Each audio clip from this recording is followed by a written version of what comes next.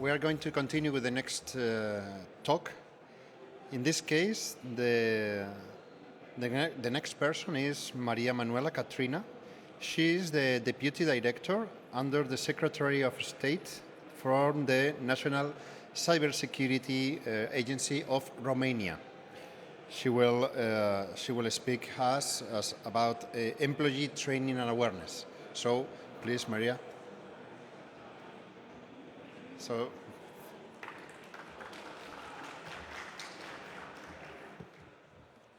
I hope I'm not ruining the PowerPoints, but I have none. So just to be aware, I'm kind of happy to be today here, and it's very odd for me to be the solo speaker. I don't know what it means, solo speaker, but it's usually I'm the somebody interview me and I answer. So it will be very hard. So I need your support.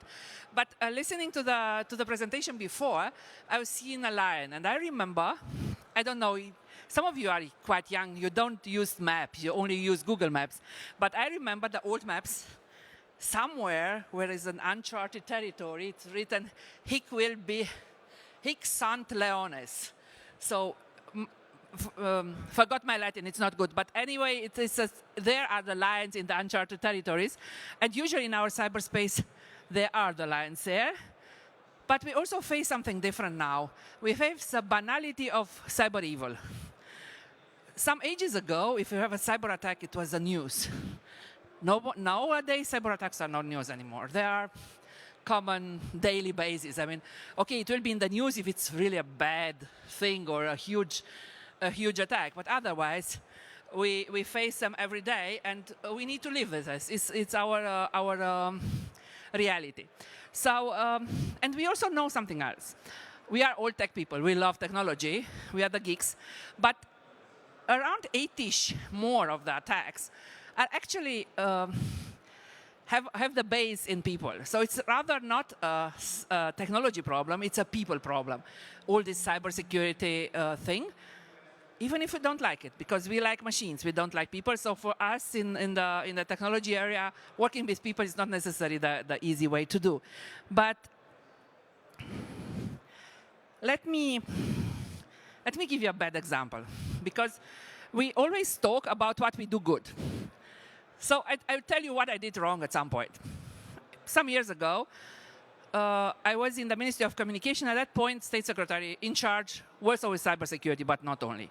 And I was pissed off of colleagues of mine calling me, minister, State Secretary, whatever. They have a problem with their Facebook account, their computer is hacked, whatever. What should they do? So we decided, let's do a training. Put these guys in a room, and we teach them at least some cyber hygiene things. It was a hard process to get them together, but we got a group, let's say a relevant group. And we do the obvious training, like you should not click on every link. You should not do, you should change your password, this type of things. You know it. I mean, everybody was throwing to that. And I was a bad person as usual, and I sent everybody a message during the room. Imagine the numbers of messages that the people have clicked that message. I told you, 99%. 1% changed the phone. So I had the wrong number. But the effect of it, instead of having more aware people and people that know what to do, was, oh, these guys are tapping our phones. We shouldn't speak with the cybersecurity guys. They are tapping our phones. They are not the good guys. They're listening to us. So in fact, we wanted to do something good. And in the end, because we wouldn't tailor the training specifically to the people that were in the room, that were decision maker, it backfired. It backfired so hard that it took a while, many years, till we tried to do it again in a different format. So in this step of doing things, actually, I think the main message is it is about the people. And you should always take into account who's in the room, who you train, what you train, when you train, how you train. It's maybe for the usual questions that we set to each other, and maybe in trainings and in... I speak employees, the subject is employees, but I wouldn't refer only to employees, because I think for training the employees is the easiest way to do. It's way harder to train the decision makers or train the professionals in a format that works. And it's it's something that we also don't see. Cybersecurity, and in fact trainings and learnings, it's about learning new habits, unexpected habits. It means it's about change. Take it or leave it, change is something quite difficult to do. I mean, even for people that like to change or want to change, it's hard. I'm a bad example. I mean, I know that I need to lose some kilograms. Yeah, it's a good thing to change. I know how to do it. I need to do sport. I should give up Coca-Cola because like every IT guy, I drink Coca-Cola, and I should give up chocolate. That I never will do, but that's a different story. But I don't do it. Even if I know that I have to do it and I know that I want to change. So I always say I want to change, but I don't do it. Why? Because we are sitting in our comfort zone and it's hard to step out of the comfort zone and do something different.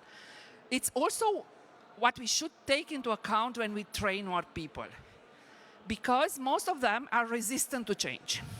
Because it's not important. What is cybersecurity so important? It's not. We have a budget, we have deadlines, we have other things to do. Why do you bother me with your cybersecurity thing? It's also not important for them. And we should, for many of us, when we do this training, we put extra procedures. And then that's also complicated because actually we forgot that we need to put more simple procedures in order for people to follow than to do complicated procedures. You know, put another security layer on top of it, because they won't do it, even if they say they will do it. So looking into cybersecurity trainings, we should take into account that it's most of the things that we can do is about human nature, and you should not forget this thing about change is complicated. It's not easy. I know I'm so old that I didn't have a presentation, I didn't write my text on a text, and I use a notebook because I'm a old school security guy, so I never write texts on the computers. But I wrote it down so I don't forget some things. It's said that it's nice to have more ladies in cybersecurity. I'm always an advocate. But I give you a contra-example that some of my colleagues told me.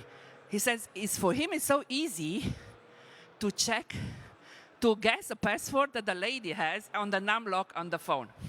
I said, hi, how can you guess it so easy? And he said, hey, it's easy. On one hand, you have your back. On the other hand, you have to start your phone. So you do a movement that is usually an O, a Z, or an U. Because no other movement is possible having a phone and do it with one hand.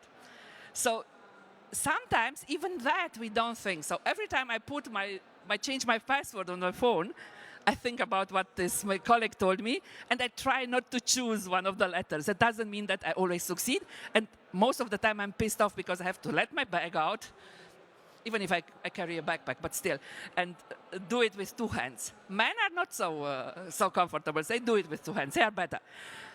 So getting back to what we do, what we train, how we train, and it's also popping into awareness. Most of the time, it's very hard, especially for awareness, to measure what we do. And I try to give you an example, because it's one of the few examples when we could measure awareness. I think we had a Eurobarometer, you know, the European barometer that is done twice a year, quite after the Russian invasion in Ukraine. And one of the question was, what do you think will happen after the invasion? Every European citizen, there were a checkbox like higher prices, gas prices, and one of the checkbox is rise of cyberattacks. 5% of the European population expected rise of cyberattacks. In Romania, we are on the top at this point. We had 10% of the population expecting this. Okay, we are double than Europe, but we are not good. The cyber attacks rise, but for us it was a measurement that what we do before in that span after the invasion was good, because very rarely you can measure how good your awareness campaign is. And it's always a balance, if you come from the government, into scaring the people and empowering the people. And we are not always good in doing that. But because I speak about Romania, let me give you a piece of information about the agencies that I represent. The National Cybersecurity Directorate, it's a new agency. It doesn't matter that we didn't, it doesn't mean that we didn't have cybersecurity as an agency before, but it was a small sort. It was a different position. And we know, Romania is now edge of NATO, edge of EU. So we decided 3 years ago to build a new agency that is built from the start as an agency that functions as a hub. And we don't do it. It's not an agency built out of love. It's built out of need. So to be realistic about that, as it's usually happening. And we also managed to do a new strategy, a new law for the agency, and we managed to do something else. We managed to do a new law on cyber defense. Why this law is necessary is because usually in cybersecurity, responsibilities overlap.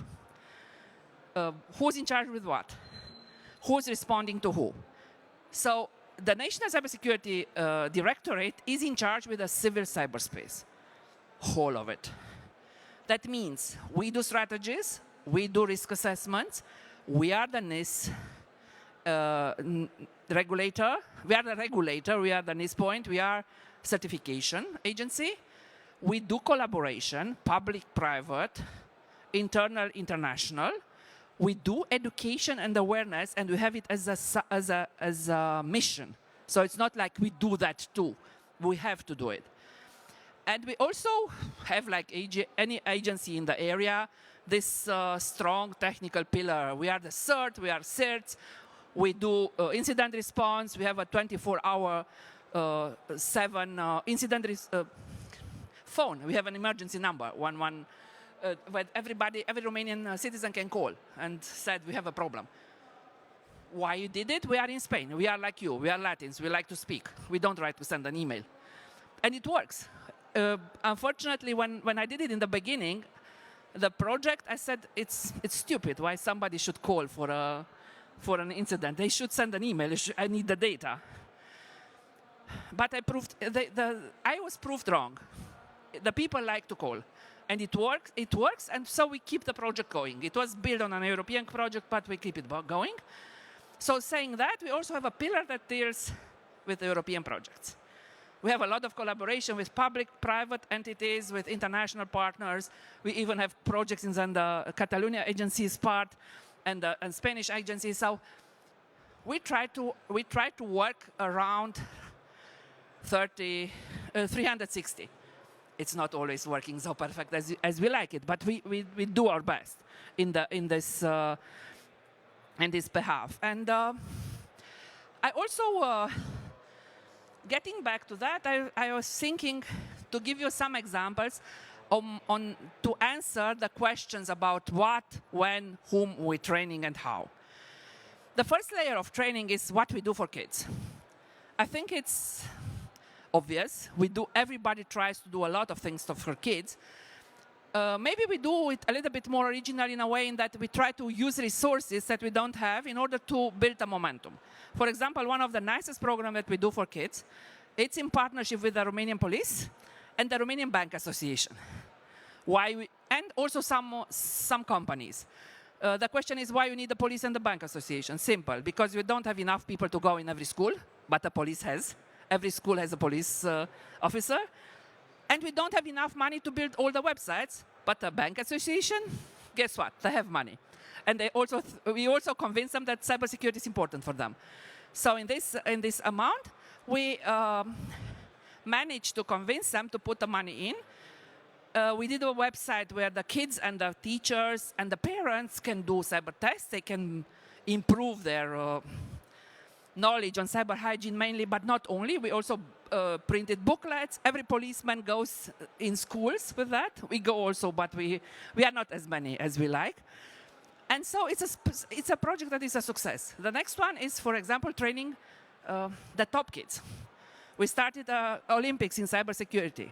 Nationals, it's opening tomorrow, where we do, general theory, but we also do Jeopardy and Capture the Flag competitions. You know, everybody does this type of competition. But for us, doing it in partnership with the Ministry of Education, with Cyberend, with 2 or 3 companies, is also important because it's the Ministry of Education there. That means they come through the schools. We double and triple the number of people that participate to a competition that we also organized, a hackathon, because they are sent by the schools. We also are able to, and we pilot the masters in universities, so this is trying to build a pipe with more specialists in the area. But actually, I think it's important to also train the sectors.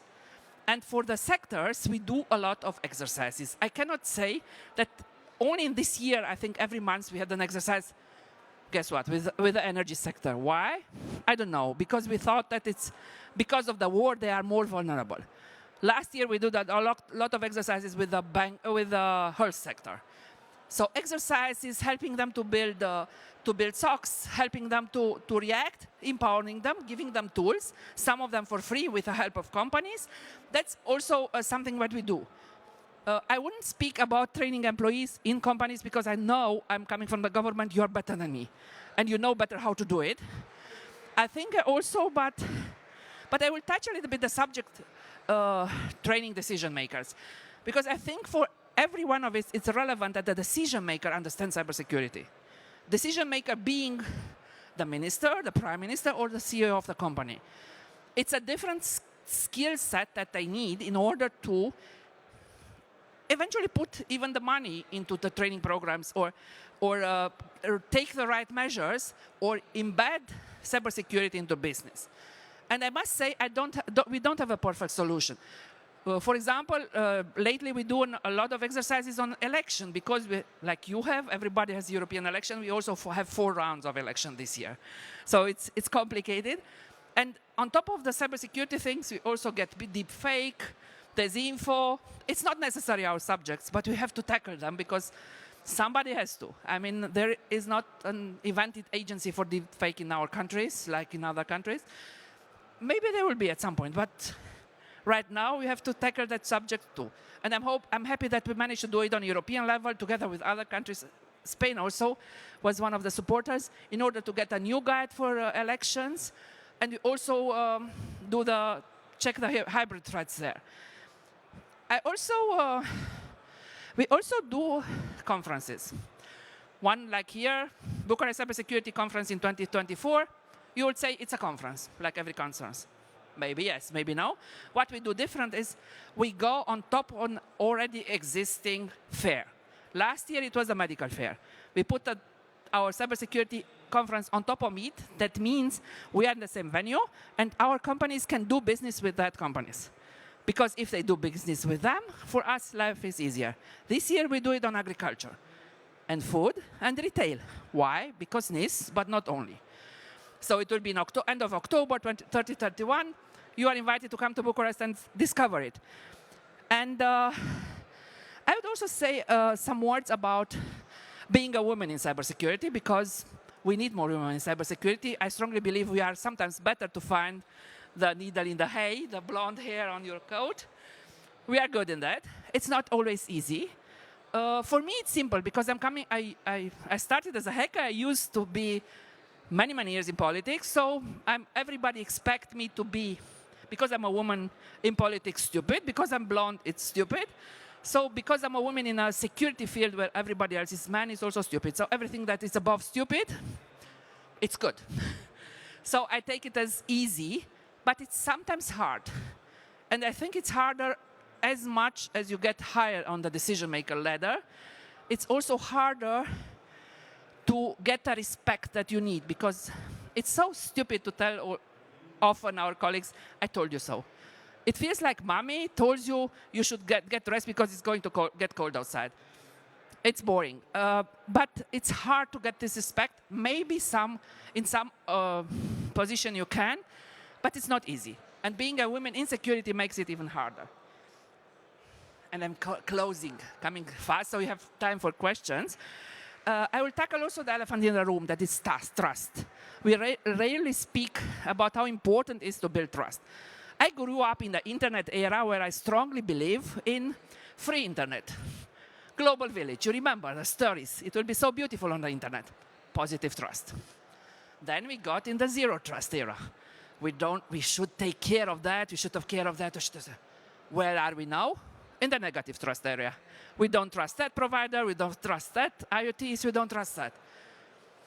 Trust is something that is hard to build, it's hard to maintain, and it's so easy to lose. And getting back to the lions in the beginning, by the way, in some maps there were also, where are the dragons? I would say, I remember something that an engineer in Apollo program said. Now there is always a discussion when a rocket should start that they need a valve that doesn't leak. Because they also put the rocket outside, get it back in, because some valves are leaking. And the problem was, guys, we need a valve that doesn't leak. The engineer said, guys, guess what? All the valves are leaking. So the engineer approach was to change the problem and say, you guys, we should think about how much leaking can we bear. So the problem is not finding a valve that doesn't leak, but thinking about how much leaking can we bear. And this is the mindset that makes us have a rocket fly.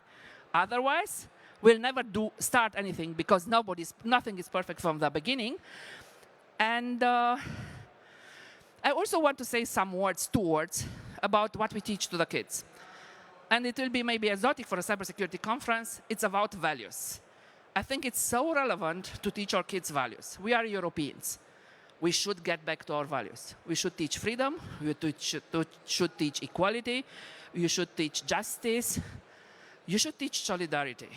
Why? Because this makes our life easier. We also should teach technology nice, because otherwise we look on tech like we look on magic. And do you know what the most sold book in Europe is? I tell you, it's Harry Potter. Do you know what the most sold book in China is? 3 Body Problems. So just tell me, you should look onto tech. I mean, 3 Body Problems, not the movie that Netflix does, so the real book. So we need to to grow kids that have the right values and look into problems in the way that they understand, not technology is magic. And I'm stopping now, inviting you to ask some questions, please, if there are any, hopefully.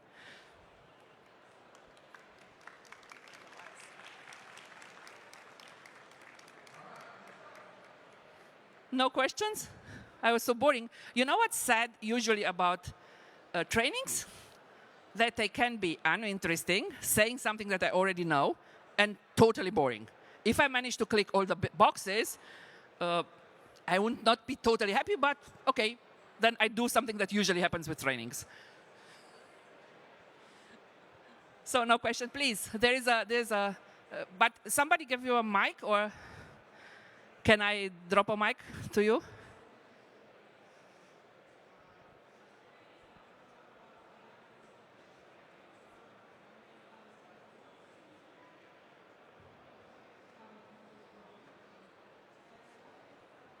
Yeah, I thought it was very interesting what you said about teaching children, starting at the ground level.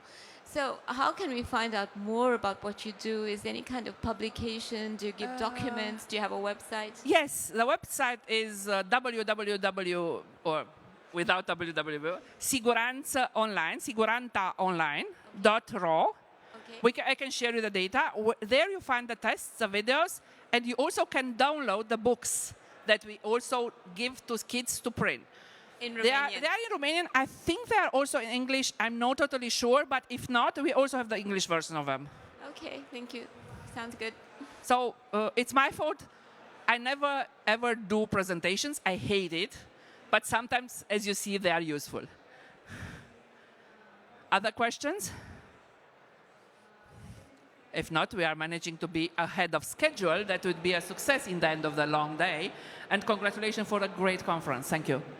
Even you are not used to give the talk directly. I think it has been really interesting. Thank you very much. Thank you very much.